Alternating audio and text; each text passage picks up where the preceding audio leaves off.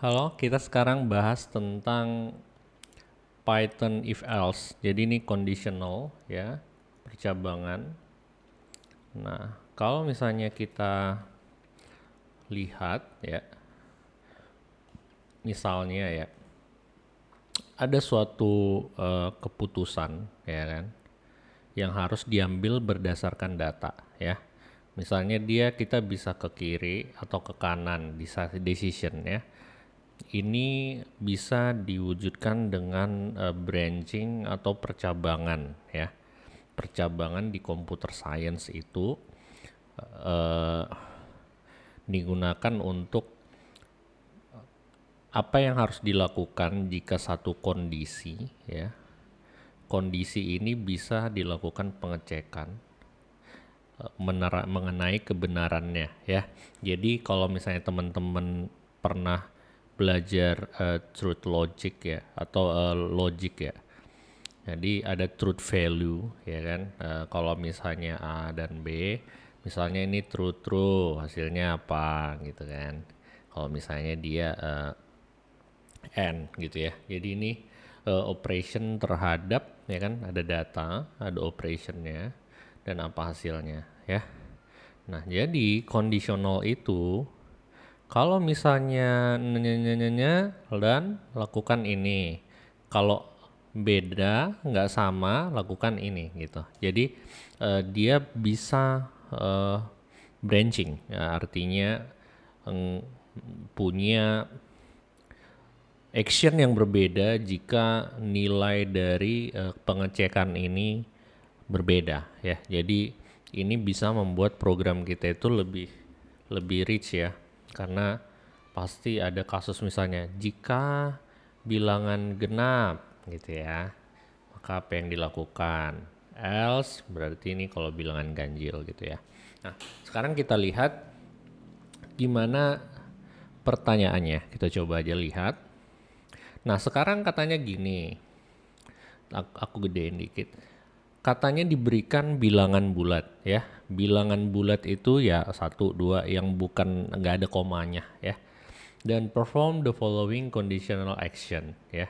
Berarti conditional action itu artinya percabangan ya. Artinya jika ini maka yang dilakukan. Nah, makanya di sini ada pola itu ya. If n is odd ya, odd itu ganjil ya. Print weird ya, aneh gitu ya. Kalau misalnya n itu even, even itu artinya genap ya, bilangan yang habis dibagi dua ya. Dan ada di antara 2 dan 5, print not weird. Kalau misalnya n-nya even dan bla bla bla, if ini nih. Jadi istilahnya ada percabangan ya. Percabangan kalau misalnya ini lakukan ini. Kalau misalnya ini ya kan lakukan ini. Nah, ini ada kondisi-kondisinya. Pada saat kapan dia masuk ke cabang ini, pada saat kapan dia masuk ke cabang ini, gitu ya. Nah, kita lihat apa yang dia mau ya. Coba kita lihat di sini. Kalau misalnya aku coba bantu kasih sedikit apa ya insight ya. Jadi pertama-tama kan berarti kan kini ada if ini ya kan, maka apa yang dilakukan? Kalau misalnya ini maka yang dilakukan ini. If ini maka yang dilakukan ini gitu kan. Sebenarnya kan sesederhana ini ya. Ya kan, kalau dengan bahasa Inggris gitu ya. Tapi komputer kan ngertinya bahasa komputer ya, which is ini adalah dengan menggunakan Python dan bisa menggunakan bahasa yang lain karena ini udah termasuk high level language ya. If is odd ya berarti apa? Berarti kalau misalnya si n-nya itu odd ya kan, maka lakukan ini. Kalau dia misalnya ini, maka ini, gitu kan? Ini tadi kita mulai bergerak ke bahasa programmingnya ya. Nah, sekarang masalahnya gimana caranya kita mendefinisikan odd itu apa, ya kan? Dan even itu apa, ya? Itu yang paling penting ya. Definisi, ya kan? Definisi definisi, misalnya definisi dari odd, ya kan, dan even, itu dulu deh ya. Odd dan even ya. Apa artinya bilangan itu? Kenapa dia dibilang, pada saat kapan dia dibilang odd ya? Pada saat kapan dia dibilang even ya? Apa? Berarti kita harus bisa mendefinisikan ini ya. Nah, odd apa? Odd kan kalau misalnya kita bisa lihat kan berarti kalau odd itu misalnya ada bilangan nih ya. Nah, berarti kalau bilangan yang odd itu adalah bilangan ganjil, ya kan? Kalau misalnya bilangan even, even itu berarti bilangan genap. Artinya apa? Habis dibagi dua, ya. Kalian bergeraknya bisa dari sini atau bisa dari sini. Tapi definisi yang paling gampang buat kalian adalah dibagi dua, ya. Habis, ya kan? Berarti definisinya even atau genap, artinya habis, ya kan, dibagi dua. Oke. Nah, sekarang kalian udah bisa nggak kira-kira? Kalau misalnya udah bisa, coba kerjakan ya. Misalnya kita pengen tahu, misalnya 6 itu bilangan ganjil atau genap ya. Kalau misalnya kita kan gampang, genap gitu ya.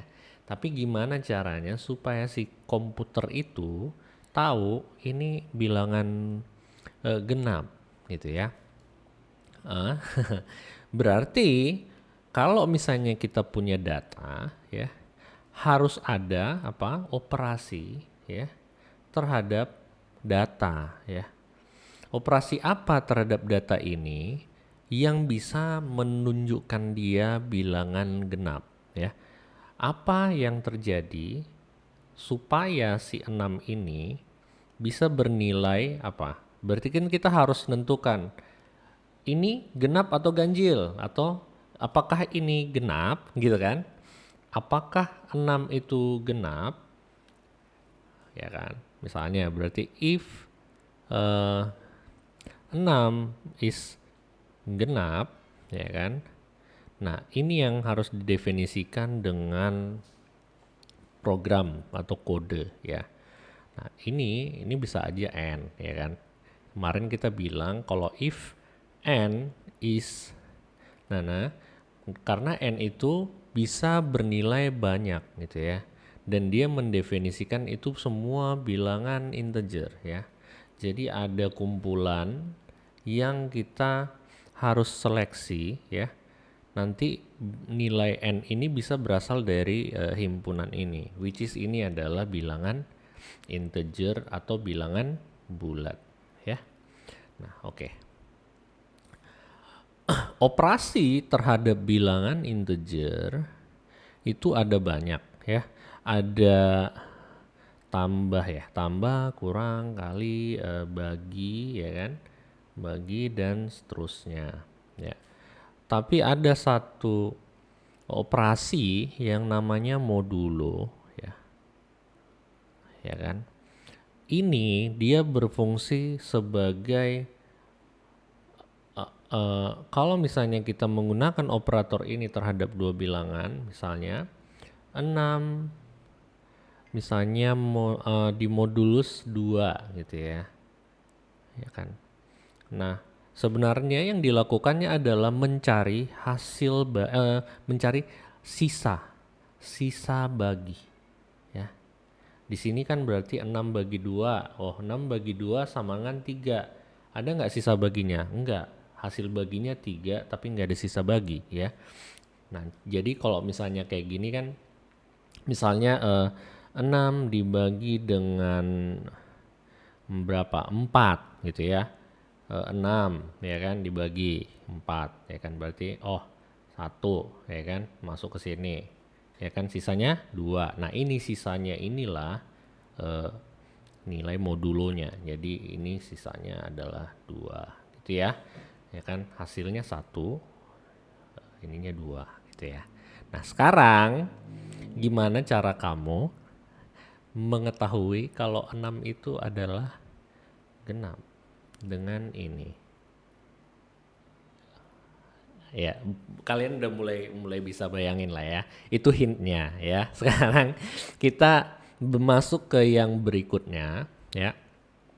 Ini event ya, sama tadi udah ada, ini definisinya udah ada.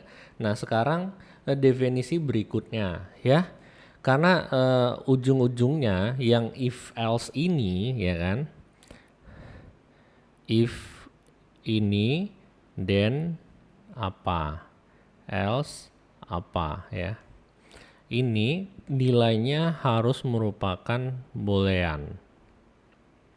Boolean itu nilainya true atau false ya. Ya, jadi istilahnya ini kalau misalnya dia true ya akan dieksekusi yang di dalam ini. Kalau dia false ya nanti di sininya yang dieksekusi gitu. Alternatifnya ya nilainya ini. Nah, sekarang inclusive range ya. Artinya kalau inclusive range itu misalnya dari 1 sampai 12 inclusive range, berarti ini ikut ya. Jadi misalnya berarti berapa bilangan bulatnya 1 2 3 sampai 12 ya. Kalau eksklusif ya berarti nanti dia nggak ikut ya kan, ininya nggak ikut kalau dia eksklusif gitu ya, ujung-ujungnya nggak ikut.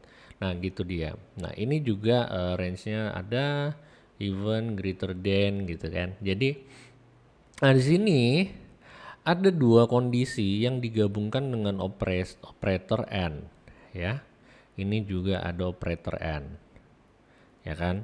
Nah, kalau misalnya ada truth value, true and false, sama seperti integer, misalnya 6 dan kawan-kawan, ini punya operator kayak tadi ya. Nah, ini juga untuk boolean, ada operator ya kan, terhadap boolean value ini ya.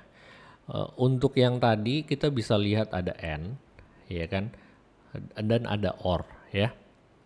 N ini gimana yang paling gampangnya nanti kalian bisa cari tahu mengenai boolean algebra ya. Kalau misalnya dia true, dia bernilai benar, ini N bernilai benar kalau keduanya itu true. Hanya kalau keduanya itu true. Or bernilai salah kalau keduanya itu salah ya. Ya ini. Ya ini. Itulah dia. Jadi oke, berarti kalau misalnya ada n, ya kan, berarti kemungkinan nilai yang ada, berarti ini kan ada true atau false, ya kan? Ya kan, kalian bisa bikin jadi kayak table truth value gitu. Sorry, nah biar lebih bisa dimengerti lah ya. Jadi misalnya kalian punya n, ya kan?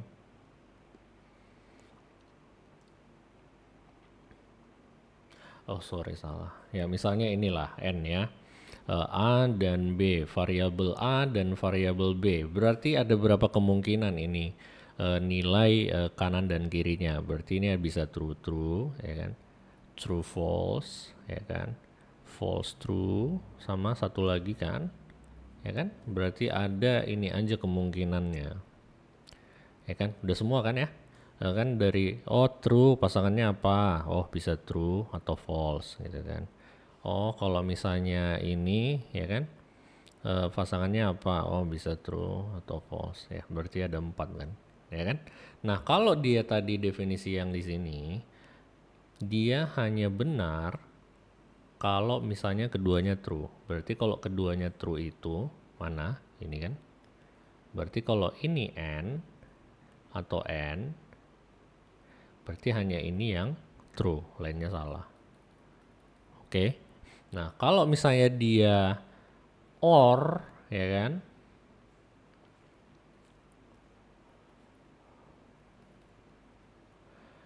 Ya kan? Sama seperti tadi, ya kan? Ada 4 kemungkinan pasangannya, ya kan? T, F, F, T, dan juga FF.